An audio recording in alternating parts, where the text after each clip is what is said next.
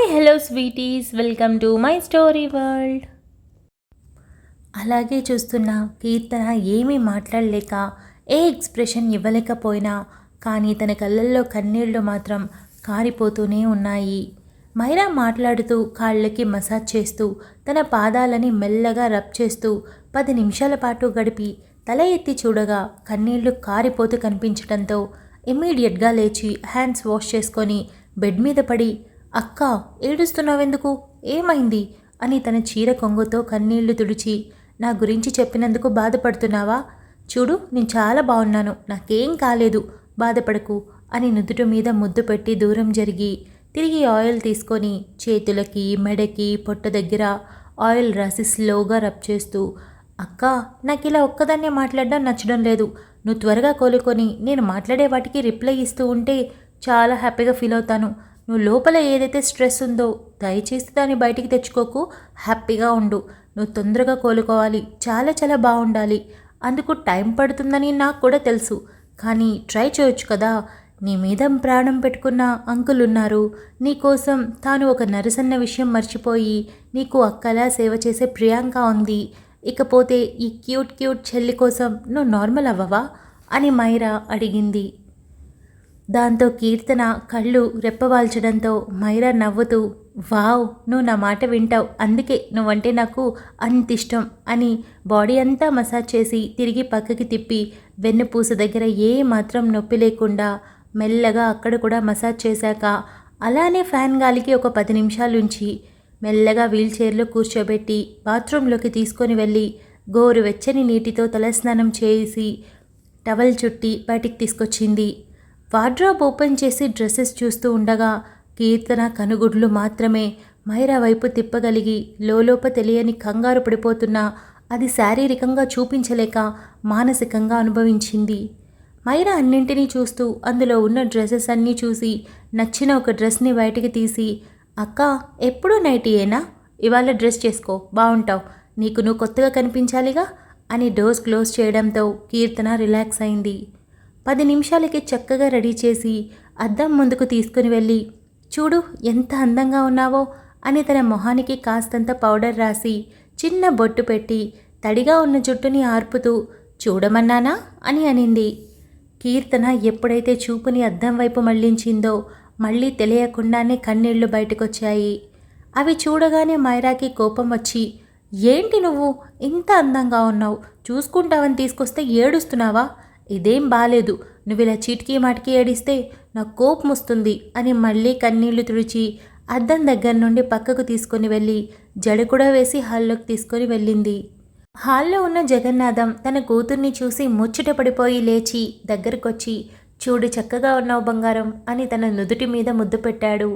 Uncle ఎప్పుడూ నైటీలేనా, ఇంత అందంగా ఉన్న అక్కని చాలా బోసుగా రెడీ చేయడం నాకేం నచ్చడం లేదు, ఇక మీద డైలీ ఇలాగే డ్రెస్ చేయాలి, ప్రియాంక గుర్తుపెట్టుకో అని చెప్పడంతో ప్రియాంక గుండ్రంగా తల తిప్పింది. రేపు హాస్పిటల్కి నేను కూడా వస్తాను, ఇక మీద డైలీ వస్తాను, నాకు కొద్ది రోజుల్లో ప్రిపరేషన్ హాలిడేస్ వచ్చేస్తాయి, ఆ తర్వాత ఎగ్జామ్స్ అయ్యాక ఫ్రీ అయిపోతాను, ఎలాగో ఖాళీ కదా అందుకే డైలీ వస్తాను అని జగన్నాథంకి చెప్పింది. అలాగేరా నీ ఇష్టమని జగన్నాథం అనడంతో అక్కడే మైరా మరో అరగంట పాటు తన సమయాన్ని గడిపి ఇంటికి బయలుదేరింది. దారిలో వెళ్తూ ఉండగా సంజయ్ కాల్ చేయడంతో, అబ్బో ఈ మహానుభావుడికి నేను గుర్తు కూడా వస్తానా, నాకు తెలిసి తిట్టడానికి అయి ఉంటుంది అని లిఫ్ట్ చేసి హలో అని అనింది. ఎక్కడున్నావు అని సంజయ్ అడిగాడు. ఇంటికి వెళ్తున్నాను, ఏమైనా తిట్టాల్సిందుందా అని మైరా మెల్లగా అడిగింది. నువ్వు నా పేషెన్స్ని టెస్ట్ చేస్తూనే ఉంటావా, అది తప్ప నీకు వేరే పని ఉండదా అని సంజయ్ అడిగాడు. ఓ హలో, అసలు నువ్వు నాకు ఎప్పుడూ ఫోన్ చేయవు, అలాంటిది కాల్ చేస్తే ఏమనుకోవాలి, ఎప్పుడూ తిడుతూ ఉంటావు కదా అందుకే కాల్ చేసావేమో అనుకున్నా అని మైరా అనింది. నేను అందుకు కాల్ చేయలేదు, సేఫ్గా ఇంటికి వెళ్ళావా లేదా అని కనుక్కునేందుకు కాల్ చేశాను, చాలా ఇంకా క్లారిటీ ఏమైనా కావాలా అని సంజయ్ అడిగాడు. ఓ మై గాడ్, మనం ఈరోజు సెలబ్రేట్ చేసుకోవాలి, నా మీద నీకు జాగ్రత్త, నా కోసం నువ్వు కాల్ చేసావా, ఇదైతే 3వ ప్రపంచ యుద్ధానికి సంకేతమే అని మైరా కళ్ళు పెద్దవి చేసి మూతి విరిచి తల తిప్పుతూ అనింది. జస్ట్ షట్ అప్ అని సంజయ్ మైరా మాటలకి నీరసించిపోతూ అన్నాడు. సరే సరే, నేను ఇంకో 5 నిమిషాల్లో ఇంటికి వెళ్ళిపోతాను అని మైరా అనడంతో, సరే వెళ్తావు కదా, డ్రెస్సింగ్ రూమ్ పక్కన లాకర్ ఉందని చెప్పాను కదా, ఆ లాకర్ కింద ఇంకో ర్యాక్ ఉంటుంది, అందులో గ్రీన్ కలర్లో ఒక ఫైల్ ఉంటుంది. అది తీసుకొని ఆఫీస్కి రావాలి, కొంచెం అర్జెంట్.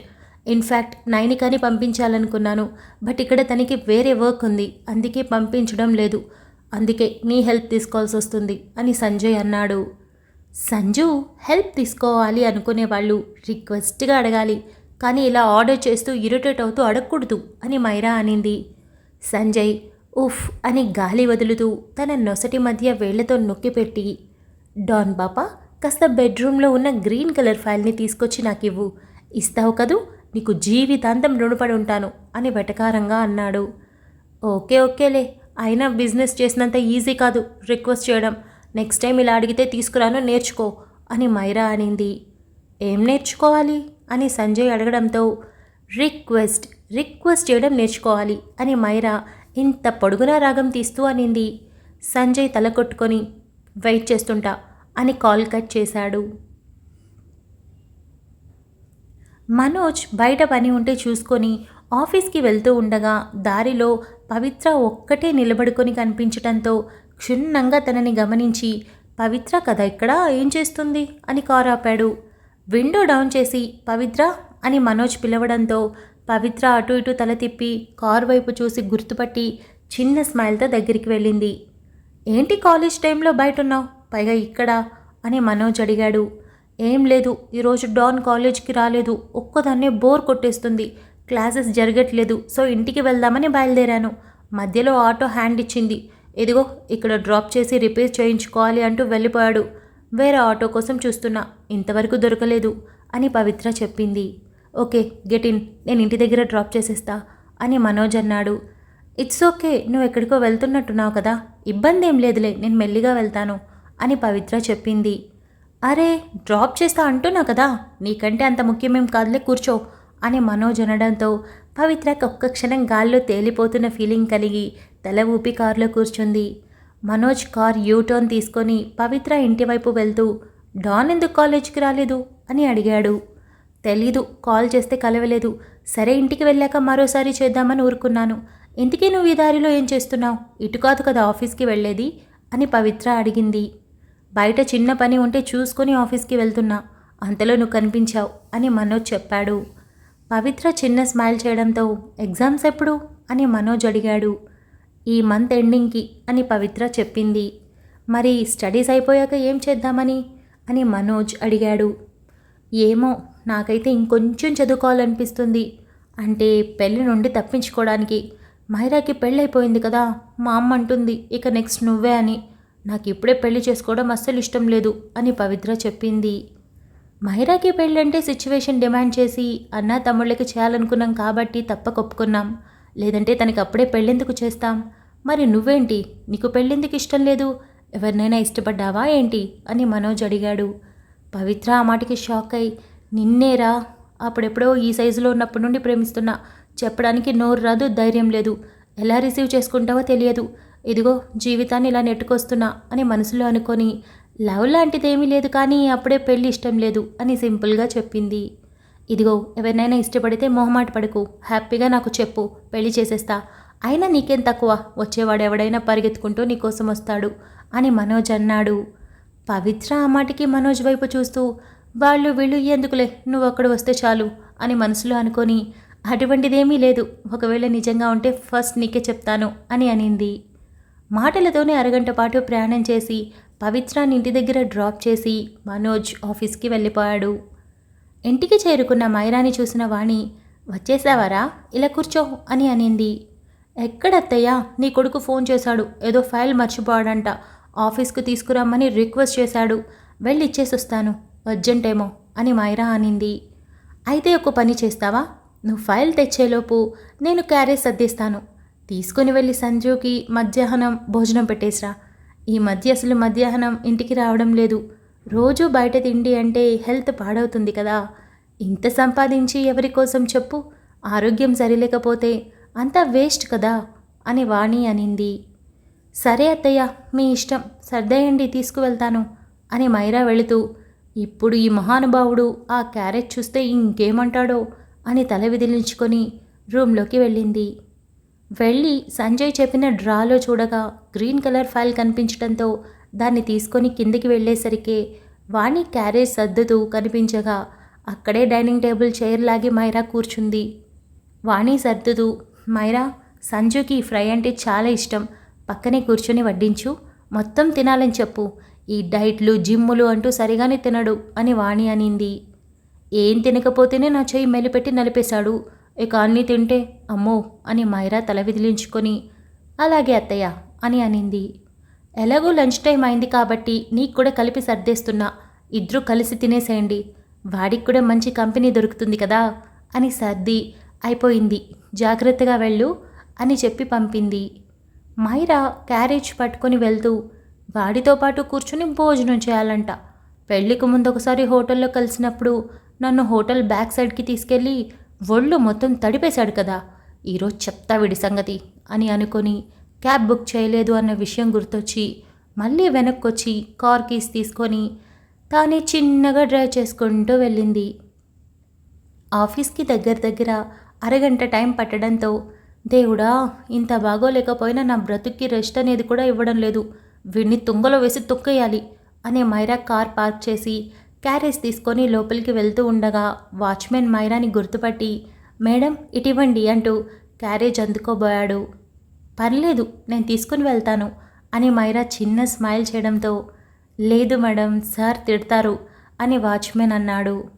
నేను చెప్తాగా, ఈ మాత్రం క్యారేజ్ మోసుకొని వెళ్ళలేనా ఏంటి, మీ డ్యూటీ మీరు చేస్తే చాలు, ఎక్స్ట్రా పనులన్నీ చేయాల్సిన పని లేదు అని చిన్న స్మైల్ చేసి మైరా లోపలికి వెళ్ళడంతో వాచ్మెన్ మైరాని చూస్తూ తృప్తిగా నవ్వుకొని ఎంత మంచి ఆవిడ అని అనుకున్నాడు. మైరా నేరుగా లోపలికి వెళ్తూ రిసెప్షన్లో పెళ్లికి ముందు ఒకసారి వచ్చినప్పుడు రిసెప్షనిస్టుతో గొడవ జరగడం గుర్తొచ్చి తల తిప్పి చూడడంతో ఆ అమ్మాయి లేచి నిలబడి గుడ్ ఆఫ్టర్నూన్ మేడం అంటూ విష్ చేసింది. మైరా తిరిగి స్మైల్ చేస్తూ వెళ్ళడంతో ఆ అమ్మాయి రిలాక్స్గా కూర్చుంది. ఆఖరి ఫ్లోర్లోకి చేరుకోవడంతో లిఫ్ట్ డోర్స్ ఓపెన్ అవ్వగానే ప్యూన్ మైరాని చూడగానే దగ్గరకొచ్చి మేడం ఇటివ్వండి అంటూ బలవంతం చేసి క్యారేజ్ని తీసుకొని మైరా వెనుక వెళ్ళాడు. ఆల్మోస్ట్ అందరూ తలెత్తి మైరాని చూస్తూ ఒకప్పుడు చాలా పాష్గా రావడం గుర్తొచ్చి ఇప్పుడు ఇలా చీర కట్టుకొని చక్కగా రెడీ అయి ఉండటంతో, పైగా చాలా చాలా సింపుల్గా ఉండటంతో ఆశ్చర్యంగా చూశారు. నైనిక అందరూ గుసగుసలాడడం చూసి తల పైకెత్తగా మైరా క్యాబిన్లోకి వెళ్ళడం చూసి హాయ్ అని పలకరించింది. మైరా హాయ్ అని అనగానే చుట్టూ చూసి పక్కన చూడగా నేను ఇక్కడ అని అనడంతో ఉఫ్ నువ్వా అని గాలి వదిలి దగ్గరికి వెళ్ళి హలో అని చెప్పింది. ఏమైంది అంత విరక్తిగా హాయ్ చెప్తున్నావు అని నైనిక అడగడంతో ఇంకేం చేయాలి, నిన్ను చూడగానే నువ్వు మొన్న తీసుకొచ్చిన డ్రెస్ గుర్తొస్తుంది, అచ్చం అదేదో సినిమాలో బాబు మోహన్ గారు రోడ్లో చెప్ప పట్టుకొని అడుక్కుంటూ వెళ్ళేటప్పుడు డ్రెస్ వేసుకుంటాడే, అచ్చం అలాగే ఉండింది, సంజు అయితే ఎంతలో నవ్వాడో తెలుసా, నాకు తల కొట్టేసినట్టయింది అని మైరా అనింది. నైనికకి వెంటనే మెరుపు లాంటి ఆలోచన రావడంతో సంజునా, తన నవ్వు చాలా అందంగా ఉంటుంది, చూసే కొద్దీ చూడాలి చూడాలి అనిపిస్తుంది కదా అని అనింది.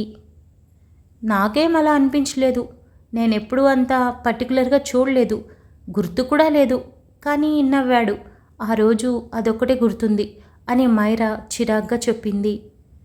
గాడ్, నువ్వెంత లక్కీనో తెలుసా, సంజయ్ కోసం ఎంతమంది లైన్లో ఉన్నారో, ఈ ఆఫీస్లోనే చాలామంది ట్రై చేస్తున్నారు, కానీ సంజు నాతో కంఫర్ట్గా మాట్లాడినట్టుగా ఎవ్వరితో మాట్లాడ్డు, అందరికీ చాలా కుళ్ళు తెలుసా నన్ను చూస్తే, ఇప్పుడు మేబీ నిన్ను కూడా చూసి కుళ్ళుకోవచ్చు, ఎందుకంటే భార్యవి కదా, సంజు మాత్రం ప్రతి అమ్మాయి కలల రాకుమారుడే, మంచి అందగాడు, ఆస్తి గీస్తి పక్కన పెడితే మనిషి మాత్రం టాప్ నాచ్ అంతే అని నైనిక విపరీతంగా పొగిడేసింది.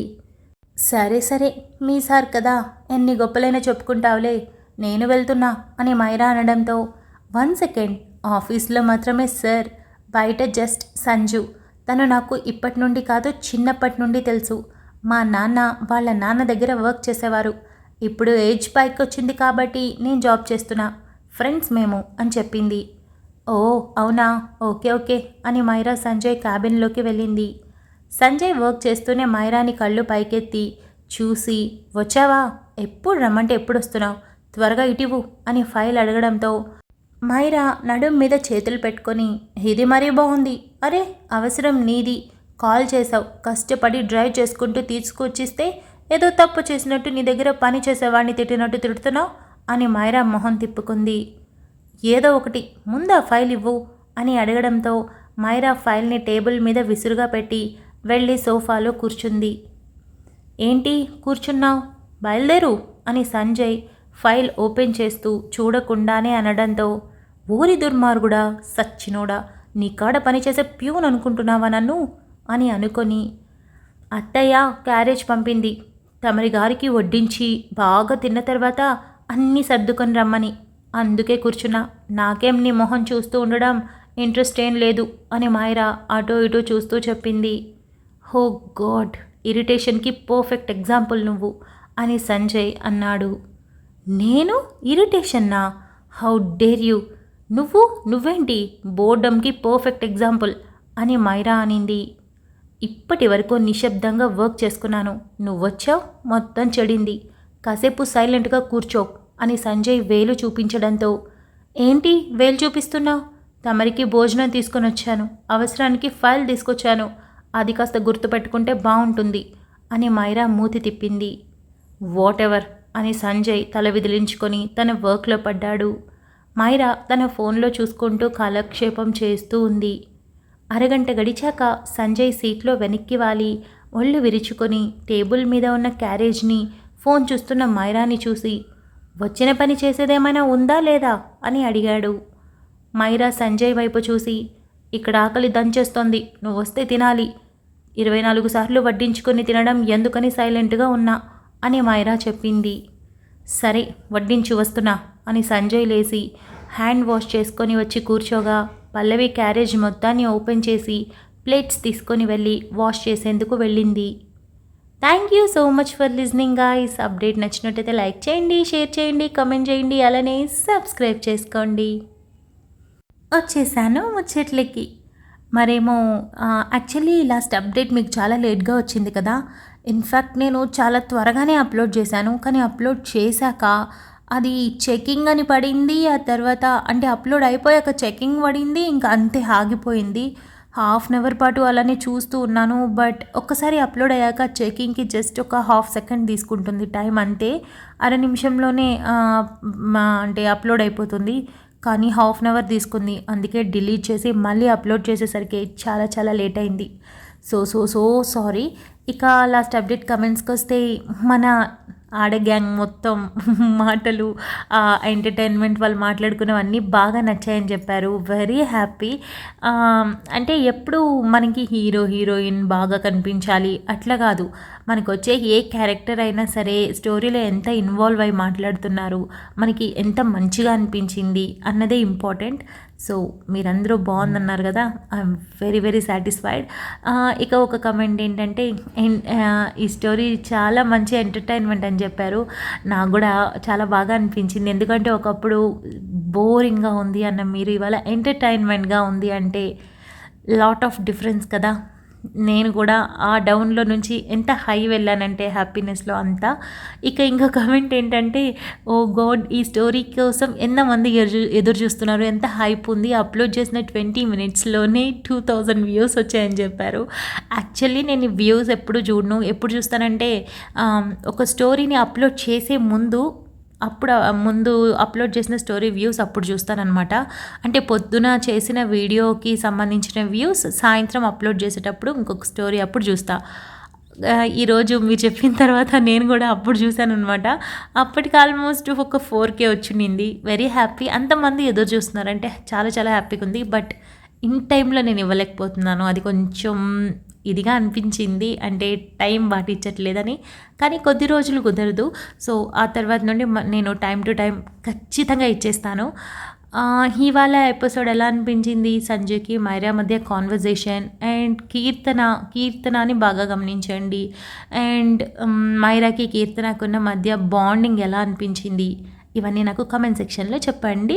అండ్ మనం నెక్స్ట్ అప్డేట్లో కలుసుకుందాం. అంతవరకు keep smiling, stay healthy, bye guys.